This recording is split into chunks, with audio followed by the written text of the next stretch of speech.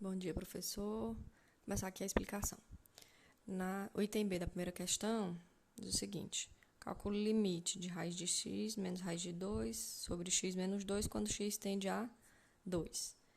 Aí, dando uma olhada, cheguei à conclusão seguinte: eu posso dizer que esse x menos 2 é a mesma coisa que raiz de x menos raiz de 2 vezes raiz de x mais raiz de 2.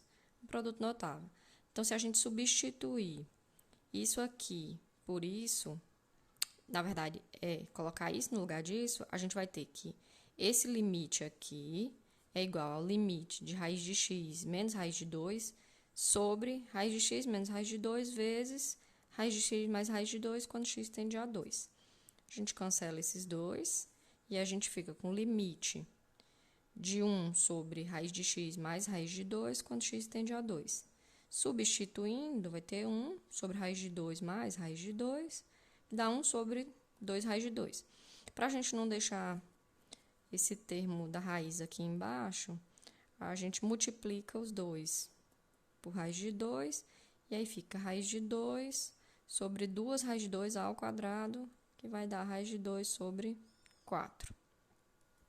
A próxima questão é a segunda, item A, que pede o seguinte: limite de f de x quando x tende a 1, sabendo que x menos 2 sobre x menos 1 é menor ou igual a f de x, que é menor ou igual a 3 menos x ao quadrado.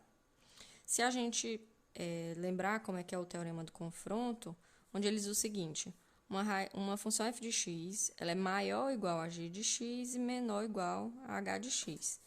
Sendo assim, se o limite de g de x quando x tende a a é igual ao limite do h de x quando x tende a a, e esse valor é um valor L do limite, logo o limite de f de x quando x tende a a também é L.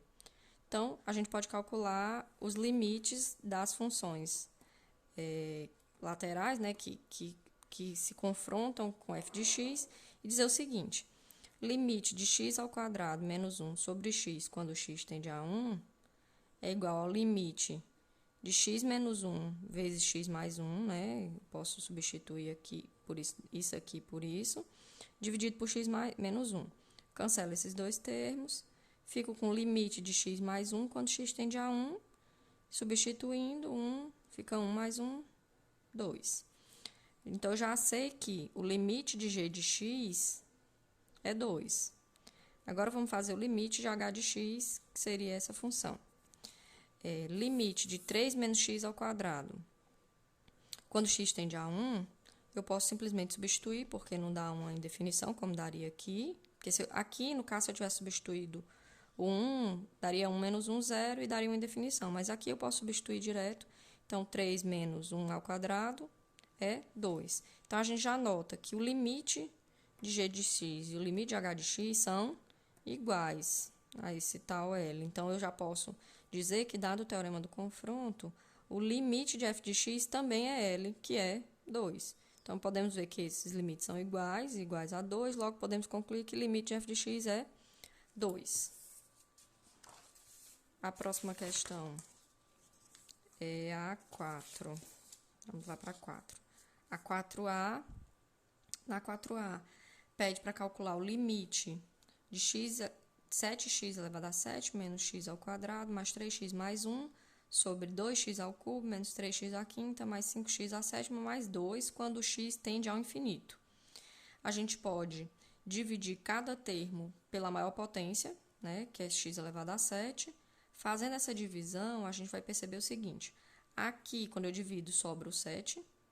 Aqui, ele tende a 0, né, porque quando eu dividir aqui e esse x tendendo ao infinito, isso dá um valor 0. Então, esse 0, 0, 0. Aqui embaixo, 0 é esse, 0 é esse.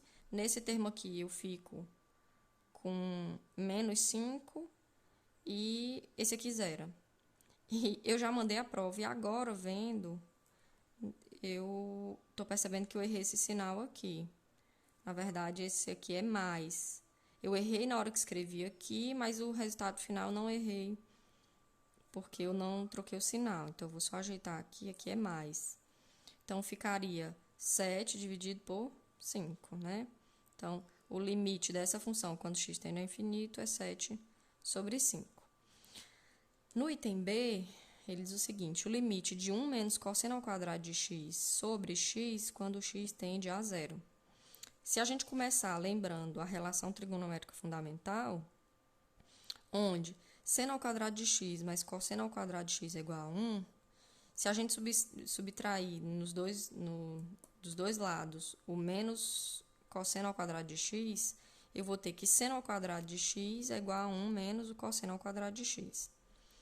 E aí, se eu sei que seno ao quadrado de x é 1 menos cosseno ao quadrado de x, esse termo aqui, tá aqui, eu posso substituir por esse. E aí, eu vou ter que limite de 1 menos cosseno ao quadrado de x sobre x, quando x tende a zero, é limite de seno ao quadrado de x sobre x, quando x tende a zero.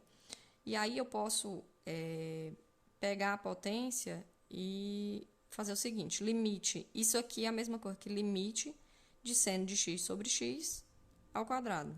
Isso é uma das propriedades de limite. Então, eu sei, a gente estudou e viu um caso específico onde o limite trigonométrico fundamental diz o seguinte, que esse seno de x sobre x, aqui, o limite dele, quando x tende a zero, é sempre 1. Então, eu posso, aqui está limite de seno de x sobre x quando x tende a zero, que é a mesma coisa disso aqui, é 1. Então, o que eu posso fazer? Posso substituir isso aqui por 1, que está ao quadrado. Então, esse limite de seno de x sobre x ao quadrado, quando x tende a zero, é 1 ao quadrado, que dá 1.